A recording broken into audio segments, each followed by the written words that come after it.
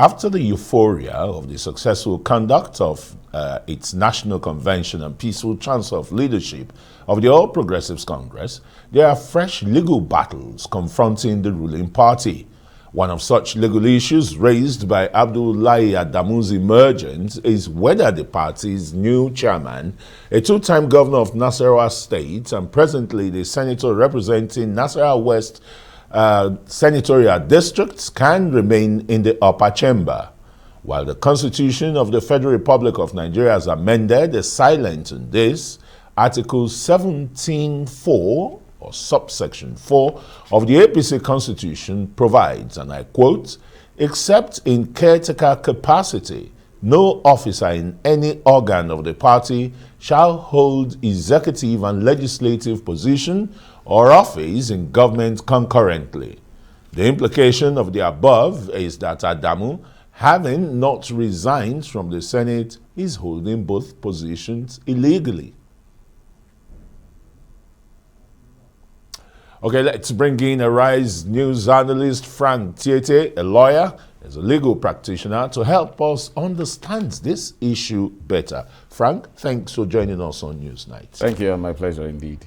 It seems this situation is not captured in Nigeria's 1999 constitution as amended, but rather in the party's constitution. Would you want to say why the drafters of the constitution were silent about, besides the executive office holders not holding simultaneous and concurrent positions? Why would the constitution be silent here? If I am to answer your question directly, then I will have to refer to history, because in history we've had party leaders actually running as executive candidates, either president or prime ministerial candidates in this country before. Even in the somebody like late Chief Obafemi Awolowo, when he was chairman of the Unity Party of Nigeria, and Ibrahim Waziri of GMPP. So we've had a history of powerful leaders of political parties actually run as presidential candidates. And are you saying that if they became president, they would have given up their party leadership? No, because we've also come back to that same tradition of having an elected president still coming to take over the political party as is said to be the party leader. That's the reason why I believe the constitution is silent about that. And our constitutional democracy here, the constitution is supreme.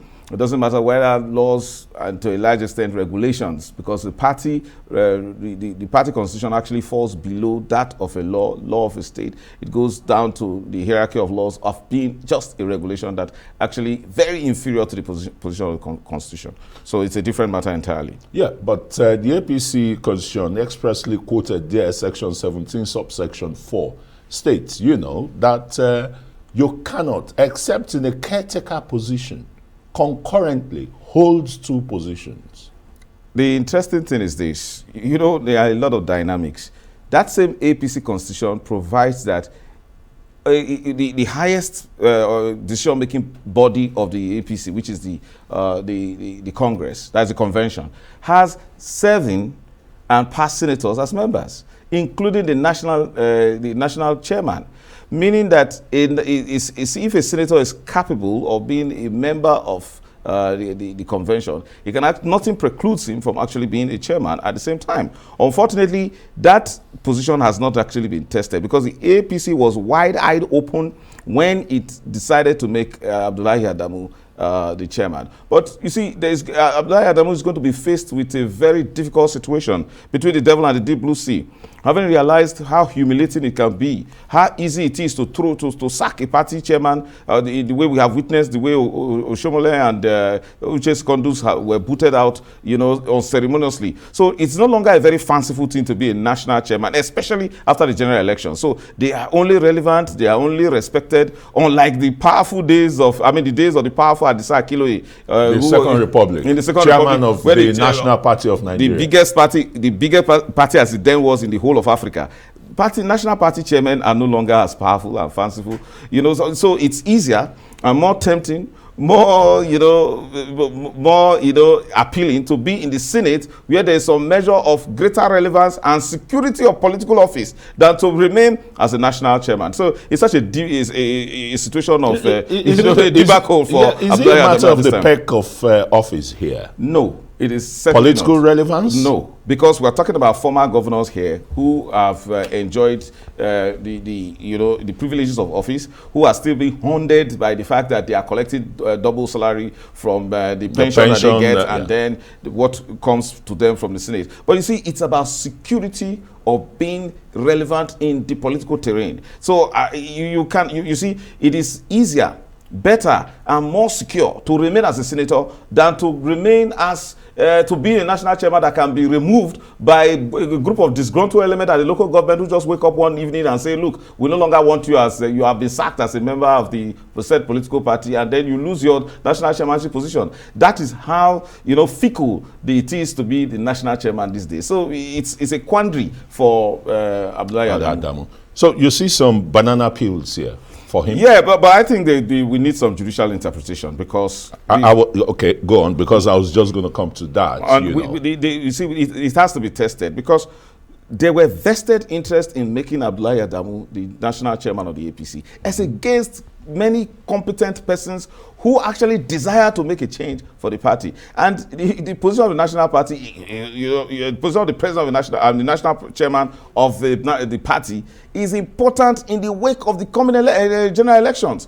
Who determines the list that goes to INEC? So to a large extent, this might just be an ad hoc arrangement. It could just be the same banana peel you are afraid of, because whether a competent person was presiding over the APC as at the time it submitted lists to the Independent National Electoral Commission before the election. So it's a very dangerous situation, and the APC needs to take it carefully. And those who are interested in the outcome of the election must now quickly approach the court. They may trigger some, judicial processes. Of course, yes, because it is not only when there is a conflict you approach the court. You can actually approach the court for clarity. In this case, we have a mere regulation of a party in conflict with the fundamental law of the land, which is the Constitution.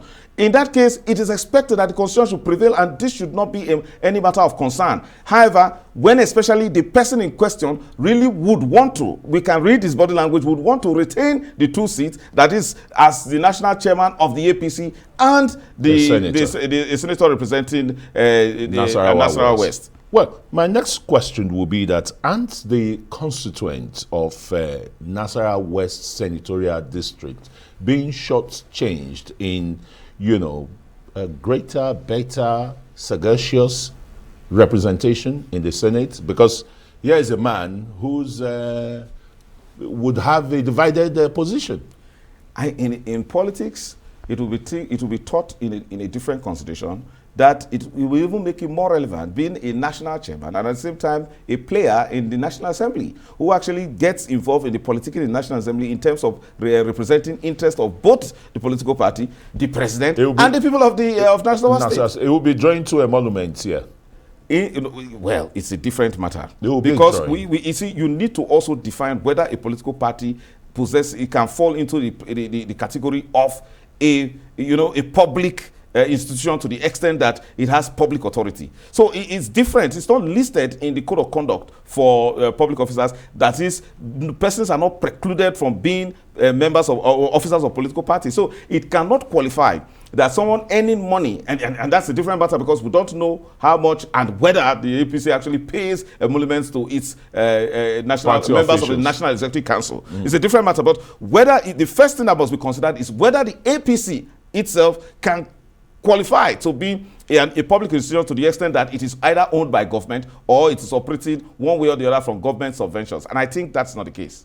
Well, indeed, that is in the case, but you just look at it, from whether a moral point of view, one man drawing 2 salaries, whether one is public, is captured in revenue mobilization and fiscal we are still waiting for the judicial pronouncement on that matter. But you see, it has been argued. We're talking about somebody who directly earns pension that he actually deserves, because there is a pension law from the state for 8 years. Yes, and then you've called it a law. That's kind of humongous pensions that governors who served for 8 years are earning. But we were all present when the law was being made. We didn't raise alarm. So we have a valid law in place. It cannot be questioned until it is challenged in court, and nobody's challenging it now. So it may be self-serving, but we should have some measure of predictable standards. A law was made. that gives certain emoluments to retired politicians, whether governors, deputy governors, or whatever. It's a valid law.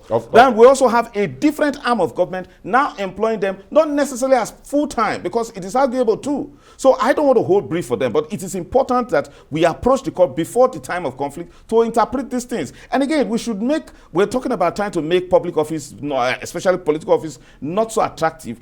So why don't we say all persons who are currently having pension, not against the silent position of the code of conduct as we have in the Constitution, but saying that you can no longer earn salary or any form of allowance when you come to the National Assembly. But interestingly, that will not be a form of disincentive, because those governors who see the Senate as a retirement home, not necessarily as a retirement home, believe that they just want to continue to be relevant. In the days of David Mark, when he preached the one Senate, in fact, it was a thing of absolute security for you to be a senator, irrespective of the party that you belong, because it means that the entire Senate will stand up for you if you are being harassed by the executive. We no longer see that now. Many of those governors want to be in the Senate because they see that security in that place, and then they can actually also become relevant, see things happening, they can also negotiate politically. Well, I know they call it the hallowed chamber, so, but thanks so very much, Barr.Tietie, a RISE analyst and a legal practitioner, for giving your perspective to these developing issues.